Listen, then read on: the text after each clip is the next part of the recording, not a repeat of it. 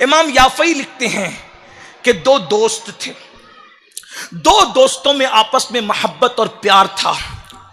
एक दोस्त की करामत यह थी, दोस्त की करामत, कि वो जलते हुए अंगारों में हाथ डाल देता था, लेकिन आग उसके हाथ पे असर नहीं करती थी, आग असर नहीं करती थी उसके हाथ पे। तो लोग उससे बहुत पूछते थे, यार तू इतना साहिब करामत आदमी कि आग तेरे हाथ पे असर नहीं करती, वजह क्या है? तो वो कहता था, छोड़ो यार, ये एक राज है, इसे राज ही रहने दो।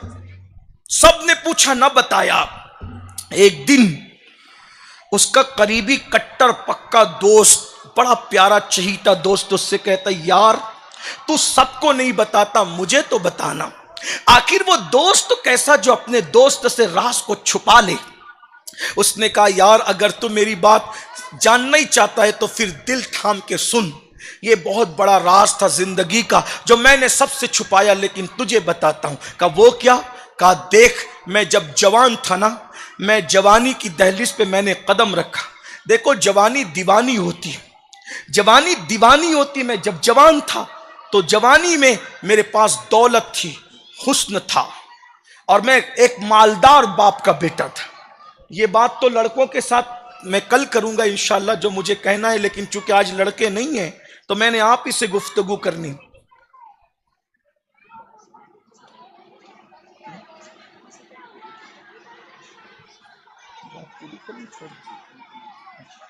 जी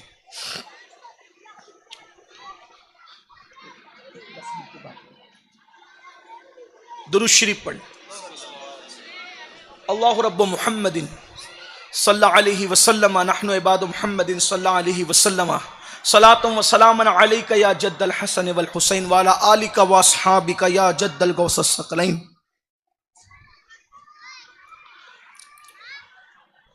लोग पूछते थे कि तू आग में हाथ डालते, आग तेरे हाथ पे असर क्यों नहीं करती? किसी को नहीं बताया, दोस्तों को बताया। मैं जवान था, मालदार था, मालदार बाप का बेटा था। जवानी में मेरी नजर मेरे घर के सामने टेरिस पर खड़ी हुई एक लड़की पे पड़ गई। लड़की बड़ी खूबसूरत थी, बड़ी हसीन थी, जमील थी, आंखें चार हो गई। मैंने सोचा पूरी जिंदगी गंवा दूंगा, पूरी दौलत दाव पे लगा दूंगा, इस लड़की को मैं हासिल करूंगा। जुनून था, जवानी में जुनून होता है, जवानी बहुत जुनूनी हो। जुनून कहते ही पागलपन को। जवानी का जीम और जुनून का जीम लाजिम और मलजूम। बस हम इतना ही कहते हैं कि जब दो जीम एक साथ हैं तो इस जुनून को इश्क मजाजी यानी अपने जैसे लोगों के जुनून में तब्दील करने की बजाय जुनून इश्क मुस्तफ़ा में तब्दील कर दो। इंशाअल्लाह दुनिया भी जन्नत बन जाएगी और आखिरत भी जन्नत बन जाएगी। जुनून जरूर हो जवानी में, लेकिन इश्क मुस्तफ़ा का जुनून, मोहब्बत रसूल का जुनून। अरे धोखा देने वालों से क्यों दिल लगाते हो नादानो? अगर दिल ही लगाना है तो जाने वफा से दिल लगाओ, दुनिया भी समझ जाएगी और आखिरत भी। और इश्क को तड़पाता है, इश्क मुस्तफ़ा सुकून अता करता है।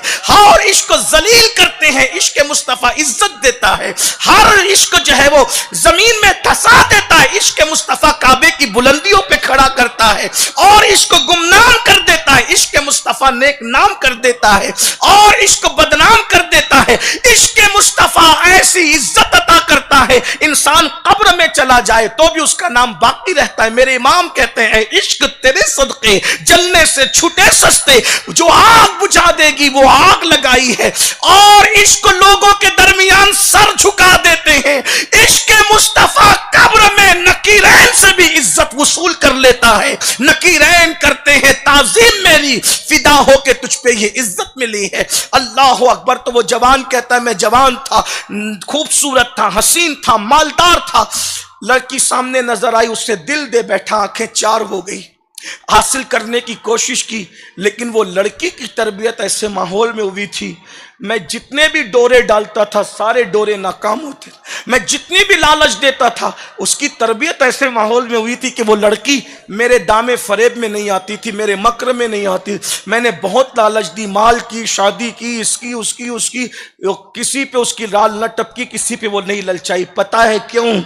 जिसे आखिरत की अहमियत पता चल जाती है वो दुनिया पे कभी राल नहीं टपकाता, क्योंकि दुनिया तो खत्म होने, दुनिया बहुत थोड़ी सी, बहुत बेवफा है दुनिया, बहुत बेवफा है। हज़रत बहादुर शाह जफर ने बड़ी हसरत से कहा था, उम्र दराज मांग के लाए थे 4 दिन, 2 आरजू में गुजरे 2 इंतजार में। ये दुनिया है, सिर्फ 2 दिन की। और इतने बड़े बादशाह को खुद की जमीन पर कब्र नसीब न हुई, ये दुनिया है। देखें तो से हैं, बहादुर शाह जफर की कब्र अंडमान के जजीरे में है। इतने बड़े अखंड भारत का बादशाह, उसके जनाजे में 50 लोग शरीक न हो। ये दुनिया है, दुनिया से। ताजमहल में जो 200 नाश्तों की डिश लगाया करता था, उसके जनाजे में 50 लोग नहीं थे। और बहादुर शाह जफर की जिंदगी का जो आखिरी दिन था, फटी हुई टोपी थी, खादी का कुर्ता था और मैले कपड़े थे। और जब अंग्रेजों से वो आखिरी मुकद्दमा लड़ रहे थे तो जबान कुछ बोल रही थी, हाथ इशारे कुछ कर रहे थे, यानी हाथ भी इशारों से साथ नहीं दे रहे थे। क्यों? इसलिए कि उस दिन बहादुर शाह इतना भूखा था कि भूख की वजह से उसकी अकल काम नहीं कर। ये दुनिया है। किस दुनिया पे ललचा रहे हो? किस रोटी कपड़े मकान पे ललचा रहे हो? थोड़ा ख्याल कर लो। दुनिया किसी के